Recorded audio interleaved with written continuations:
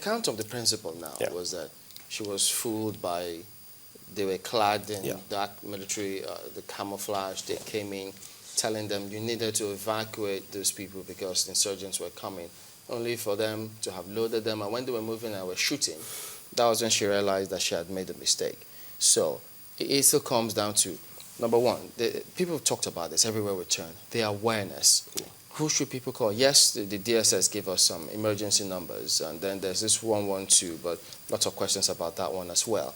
In terms of the awareness, the non-state actors, those who are in different leadership positions, mobilizing all of this, seem to be doing the right thing. Yeah. Now, if she, for instance, now had all those emergency numbers, maybe as a way of checking, she would have called a number saying, well, look, we have this formation here, is it from you? All of those. But do we see that leadership being provided by leaders across board? Yeah, that's precisely what I'm saying, that is completely missing. Even the whole idea that some set of people can put on fake uniforms, camouflage uniform, and then fool, people and raid a school. That shows a system failure. I mean, we have to monitor what's going on in which our uniform. It's been happening several, even in the cities. Some people, armed robbers put on fake uniform only to rob. Now this time around, terrorists used to go and, pick, students and then do whatever they want to do with them. So again, the responsibility is for those people who are supposed to know, who are supposed to put on correct uniform to be so. And increasingly, we are getting quite defensive when we should be on the offensive. In fact, I guess it should be the terrorists who should be agonizing. It is we who are now agonizing. And I think that I don't know what goes on in the rooms, which you cannot see, but what we are seeing on TV is not inspiring. But I thought we need more cohesion, we need more comradeship, we need more unity of purpose, because for me, an injury to all is an injury to all. The body bags we are counting, they are all Nigerians. They are not from foreign countries. Mm-hmm. And so we cannot really, I understand the frustration, of the way this last meeting put it, because I was excited when I heard that President had called for a bipartisan meeting, a national meeting to discuss about the security. And for it to have ended up along partisan line with all the acrimony, it's really not impressive at all. You're a member of the national conference, a Yes. delegate to the national conference. Are you optimistic? In spite of all the challenges that we face, there is the will and the zeal to overcome them. Precisely, that's what the conference is meant to carry on. The reason for the conference, it's clear, it's for us to address this challenge, to address the problem at hand. So, we must be optimistic, because it was set up on the ground of optimism. And I'm absolutely optimistic. Not just from the conference. Yes. Yes, the conference is there to, help solve some of these things. Yes. But from what you're saying around the state actors, the environment in which, whatever it is you bring out is going to be operating in, do you think that as a country we'll be able to overcome it? Because what we're getting now as a narrative, violence almost on a daily basis.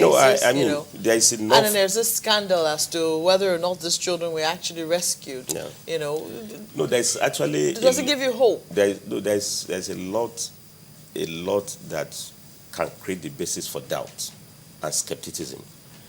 But even those doubts and skepticism must be translated to some high level of optimism. I want to see them as challenges that should be addressed. And the way I want to put it is that the president did very well to call for national conversation, national dialogue on all issues. The only way we can put it is to advise him, not to himself or people around him, to return to national diatribe. Because from what I'm seeing, some of the exchange we have now, they are more or less diatribe. Exchange between his party and other parties. We need to walk our talk. You assemble 400 or almost 500 Nigerians cutting across the country. We all applauded it. We all commended that this is a time for national conversation. You said we should look at the bigger picture. Everybody should come out of his own divide, abandon poisonous minds. I thought the president said it all. Then the first thing you need to do is to also encourage people around you and others to get bought into it. Because at the end of the day, resolutions have to be implemented. And the resolutions that will come out, they are going to be state resolutions, not party resolutions. But you can't do so if you don't look at it from non-partisan angle. And I think all we need to do is to say, people around the president must help him to achieve this objective. And for me, what I've seen at the conference, that within this 3 weeks, a lot of people have moved from their divisive position to more greater Nigeria agenda. And you can see after the Nyanya crisis, bombing, everybody stood up for massive condemnation. A lot of them went there to donate blood. A good number of, especially the women, came out to even demonstration. They were all in black, the delegates. I think all those good, resolutions are meant to fix Nigeria will not work if those who are going to implement them, don't get it done. And the same thing with the governors. They can't send delegates to a national conference. All of them, whether it's Kanu, Adama, regardless of parties, the same people, which means they get bought to the idea of dialogue. When they themselves are not engaging in that process of national conversation on issues that they have responsibility to carry out, to address like that of security. Do you think the military should be explaining or should be speaking up about what's going on? They have the responsibility. Whoever carries out operation activities in a democracy as the basis, they have the responsibility to report back very well. What is important is that information must be accurate. This last one, for me, I feel quite diminished, because I know Nigeria, has passed that bridge. Our armies have been tested, peacekeeping all over the world.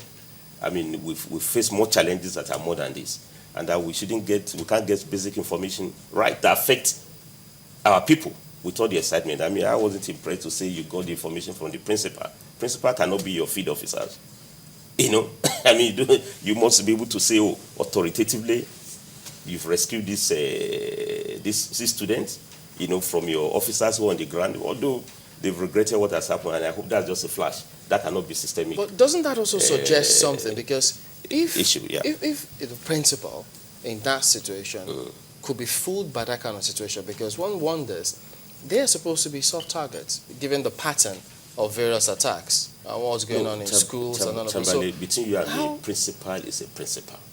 No, I'm talking about at this situation, because we've seen series of attacks. Yeah. We have people who have said, look, such schools should have taken certain action, and principals of those schools should have been informed, or they should have been oriented in some sort of way. But at this stage, it looks as if there's a lot of gap here. No, again, I think we are putting too much burden on people already burdened. I'm saying so. Wait a bit. Principal of the school is meant to perform other function than security of the school. So security should not brief her on what to expect. They should. What I'm saying, at the end of the day, after we had a series of attacks on schools in that part of the country, we've even closed down federal government, colleges after the Yobe attack. Even though some of us had the reservation, we need to say, if you close that, where would they go back to school? But that tells you that, and people raise the issue that there are other community schools that need proper protection for all what is what. So I really believe that the burden is still on all tiers of state actors, from federal to the state. I listened to my very good friend, Ahmad, the spokesman from Adamawa.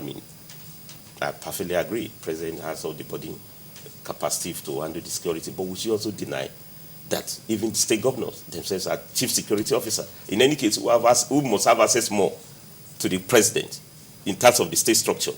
Certainly not the principal of the school. So what I'm saying is, she should have, who's briefing them in terms of what to expect, how to handle what to expect? That's the point. No. There's a lot we can do more to build the capacity of those who are running those schools in terms of communication, report back, know what is going on. But who will cultivate those capacities? Those who build the schools, the states at the end of the day, the state government, the federal. And I think that the challenge that we have at hand here is that from everything you've said, we can't afford the luxury of this division. That's the point I'm raising. This is the time for us to hold each other, a proper solidarity that must cut across all the divide and co. Beyond Mr. Aremu, beyond division, yes. I want to go back to what he raised, which you haven't addressed, and it has to do with accuracy of information, which is very, very key here. And when falsehood is dished out, when truth or accurate information finally comes, you're skeptical. And a case of what just happened, to the extent that, even the entire world got to know that what was given out wasn't correct, and now we're seeing parents and concerned people risking and against all odds going into Sambisa forest is not a good development. No. So when we talk about people that should be speaking, then we have a whole lot of them, from the government, the information minister, from the military hierarchy. They must know how to manage information. Whoever is giving you that information, you must be sure that that information is accurate before you dish it out to the nation. In fact, the policy implication of this for me is also that is those whoever holds public office must prepare for reward if there's performance and sanction when there's non-performance. Because also, it is the ordinary people that are counting the losses in this game. Those are supposed to manage the system. When the system fails, nobody pays any price. You don't have resignation. You don't have somebody being fired. You don't have somebody being prosecuted for absolute negligence. I mean, I escaped and you say I'm being rescued. Comments and statements and things that should actually make meaning out of words and not giving up. In fact, the point you even raised, you see, the information about the rescue, whether they actually been rescued, that's even later. Even the information that the students have been abducted should come officially. Somebody must inform us, not through the BBC. Most of the responses we had when this thing happened were based on what we had on foreign radio channels. You don't know whether it's distorted, whether it is genuine, whether it was real. Somebody, must be on duty. We have commissioner of information. We have director of information. We have minister of information. We have relevant agencies. All the military, paramilitary also have their spokesmen, so that you can say this is official. Somebody can be liable for that. Certainly, it can't be true. Say, we've got the information from principal. That's not our responsibility.